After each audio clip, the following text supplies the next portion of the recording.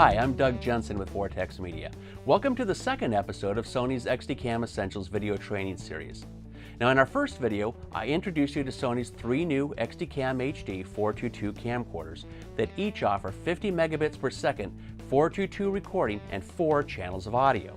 These cameras are the PMW100, the PMW160, and the PMW200.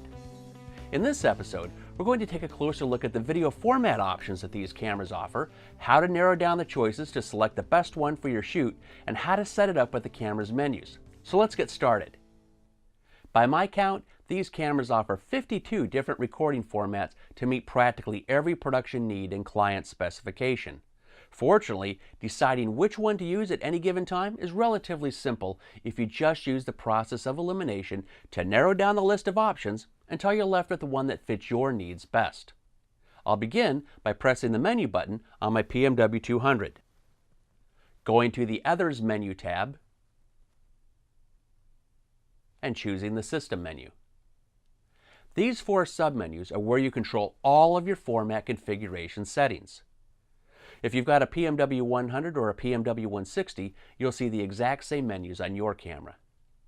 First of all, Country is where you choose the area of the world where you work.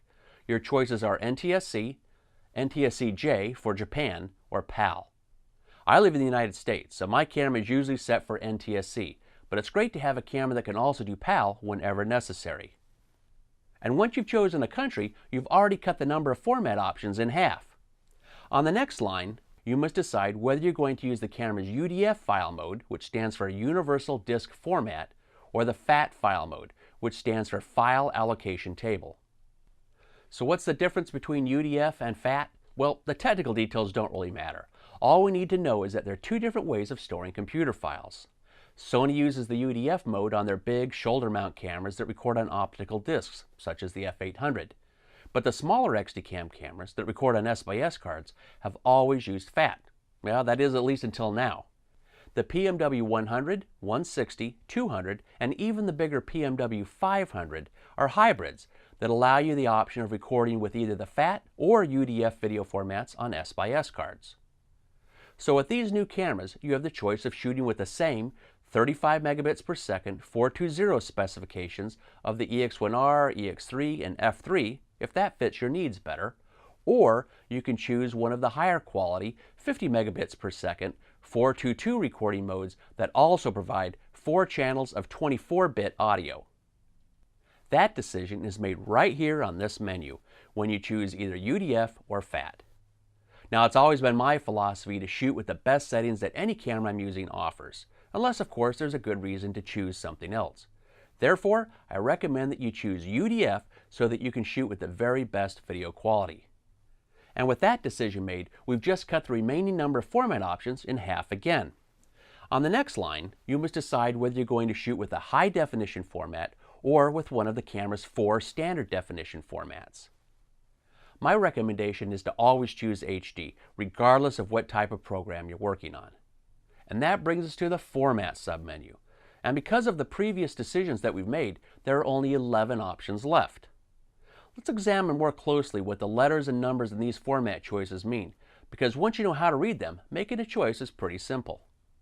First, you have the color sampling mode, then the bit rate, then the resolution, and finally the scan mode.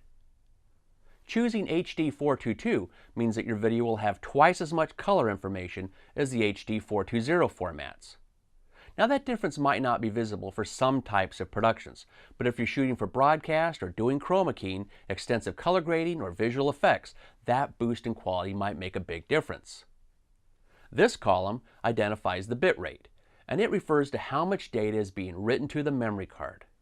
A higher bit rate means that the video has less compression, more data, and therefore higher quality. 50 means 50 megabits per second, and HQ means 35 megabits per second. Now you should be aware that some broadcasters, particularly in Europe, have proclaimed that their new minimum standard for long-form productions is 50 megabits per second with 422 color. But even if I'm shooting for non-broadcast, I still prefer to shoot with the best settings the camera offers. So I almost always choose one of the HD 422 50 formats, and that cuts our remaining choices down to 6. 3 of them are 1920 by 1080 resolution, and the other 3 are 1280 by 720 resolution. 720p has fewer than half the number of pixels of full 1920 by 1080 high definition, so you can guess which ones I recommend. But there are exceptions, especially for times when you want to shoot slow motion footage. The 720p formats are the only ones that allow shooting at frame rates faster than 30 frames per second. So, if you need to shoot some nice slow motion footage at up to 60 frames per second, or if you have a client who specifically requests 720p, then choose one of the 720p modes. But otherwise, I suggest that you stick with one of the full resolution 1080 choices. So, if we eliminate the 720p options, we only have 3 choices left. And the differences among them are scan mode and frame rate.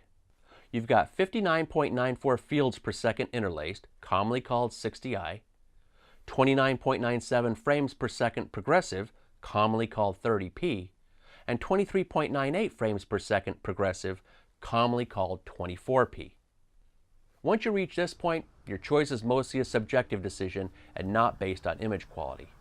You'll have to determine for yourself which of the scan modes and frame rates is most appropriate for the production that you're working on. Almost all broadcast network television, except for live sports and news, has gone progressive. So I always shoot 29.97 or 23.98, depending on the needs of the production I'm working on. 29.97 has a very nice progressive look to it, and it meshes well with broadcast television, which is based on 30 frames per second. So that's what I use anytime I'm shooting for a network television client or cable channel. On the other hand, a lot of people feel that 23.98 looks more cinematic, so that's what they prefer to use as their normal shooting mode. There's really no right or wrong choices. It all depends on what you prefer, or more importantly, what your clients expect. So out of the 52 possibilities, these 2 are my preferred video format choices for almost everything I shoot. Pretty much the only time I would not use one of these formats is when I wanted to shoot some slow motion footage, and then I would temporarily choose one of these 2 720p formats. But no matter which video format or formats you choose, I highly recommend that you begin by shooting some test footage and then going through your whole workflow to make sure that there are no surprises. It's your responsibility to make sure that the format configuration you select is the right choice for your production and will look fantastic at the other end of the workflow. So that's a quick look at how to select a video format on the PMW 100, PMW 160, and PMW 200. And that brings us to the end of our second episode of XDCAM Essentials. I hope you found this video helpful, and I invite you to tune in to our next video. Until then, happy shooting.